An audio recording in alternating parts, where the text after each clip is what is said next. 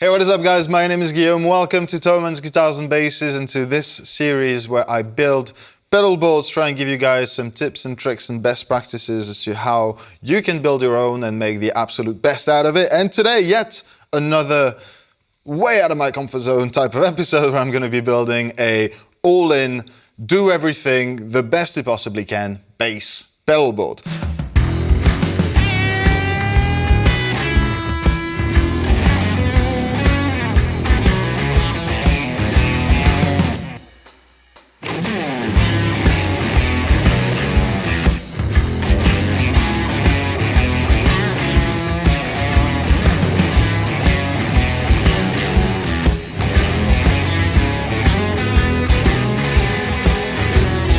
I'm really excited for this one because I think it's going to look absolutely sick and hopefully sound really good as well, even though I'm going to be the one playing it.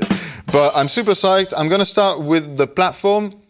And today I'll be using the D'Addario Expand 2, which is roughly 40-ish centimeters wide. Still a fairly compact looking board, but with the same extension possibilities as the Expand 1 that you've seen in previous videos. That's going to be my platform for the day. I'm going to be powering all the pedals with the Strymon Zuma, since today we're not talking about budget or savings. And we have some pretty power-hungry pedals on the board. So the Zuma is going to be powering everything, and I will also be using an interface in the place and shape of the Ampress buffer, because we're going to have a substantial amount of pedals on the board, so buffer is definitely recommended, and that's going to be my input and outputs, one of my outputs. We'll talk about that later. But that's my building platform. Let's introduce the pedals for today. And our first pedal for this board is going to be the Strobo Stomp HG by Peterson. You need a tuner. And this is a very good tuner. And since we're not trying to save a buck today, let's go for the best of the best. So that's going to be our starting point for this board.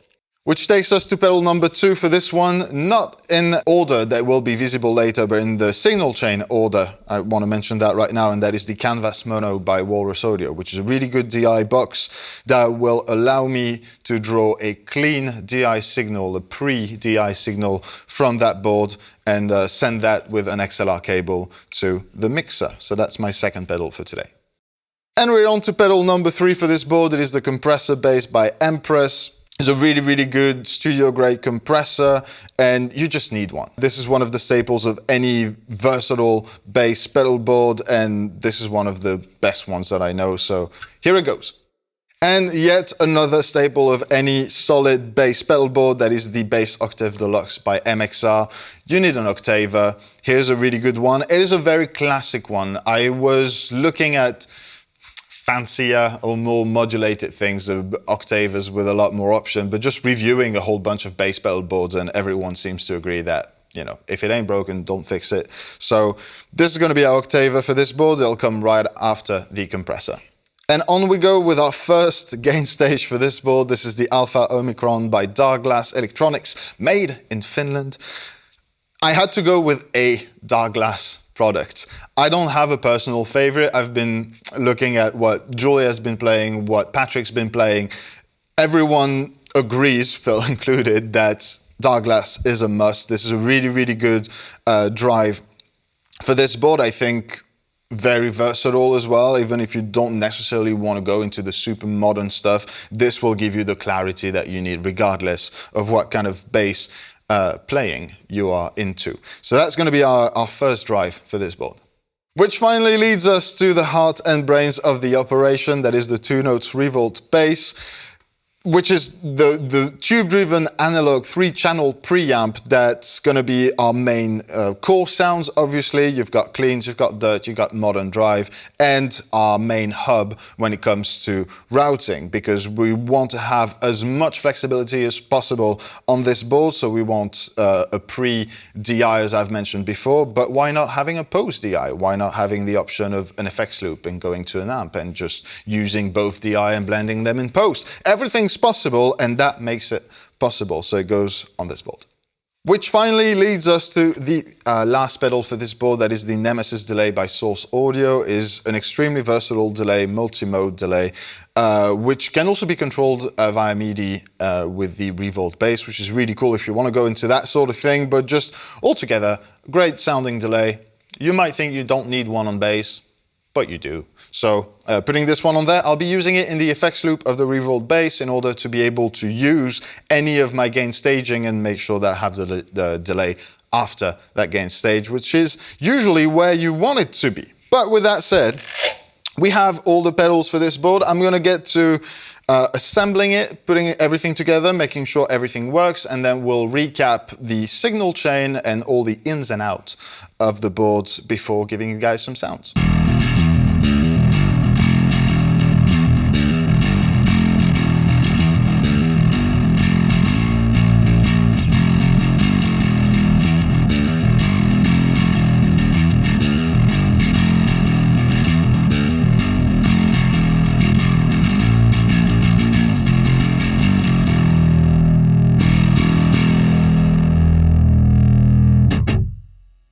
Okay, that was a lengthy process. It is a more complicated board. It offers much more than the previous budget-based board that I did, obviously. So just to keep you guys on the same page, this is how this board is wired up. We're going into the interface, to the tuner, and into the canvas. That's going to give us our clean DI signal, a pre-DI signal that you can send with XLR to the console. From here, we're going into the compressor, bass octave, and alpha omicron. That's just inline and going into the input of the 2 Notes Revolt bass. So we can have all 3 of those pedals in front of whatever channel we select on the Revolt bass. And in the loop of the Revolt, as I mentioned, when I introduce the pedal, I have the Nemesis delay by Source Audio, so we can use that delay in post after whatever gain stage we choose to use. From the Revolt, we are going with an XLR out for a post DI. That DI signal is going to get everything from the board. So if you are not using any amp on stage or whatnot, you just have to switch the cap simulation from the Revolt bass on, send that DI to the desk, done. That's everything you need. If you want to have more sonic options or more blending options, you can take that DI, which is clean, and let the sound engineer do the mix like he wants to. If you want even more sound options, you can run that DI as well as the 1/4 inch signal directly to your amp, and that's just about every possibility covered.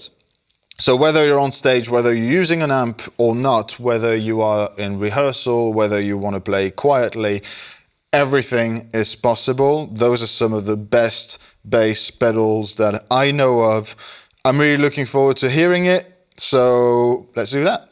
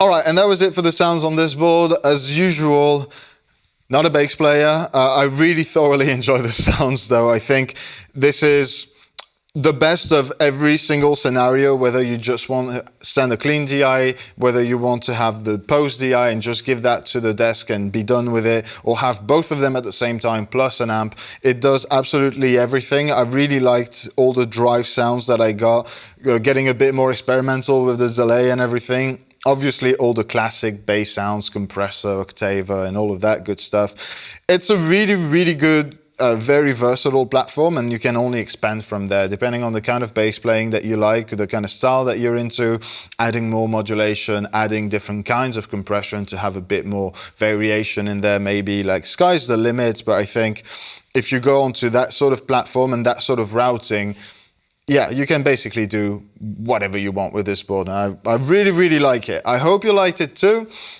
If you want me to do more bass content, I'll try and learn some new bass songs because I don't know that many of them. But let me know in the comment section if you want to see more of that. If you want to see me deal with some artists, guitar players as well, that works too for me. Let me know. While you're down there, if you can like this video, subscribe to the channel so you don't miss out on future content, that would be awesome. And in the meantime, be well, and I'll see you in the next video. Bye.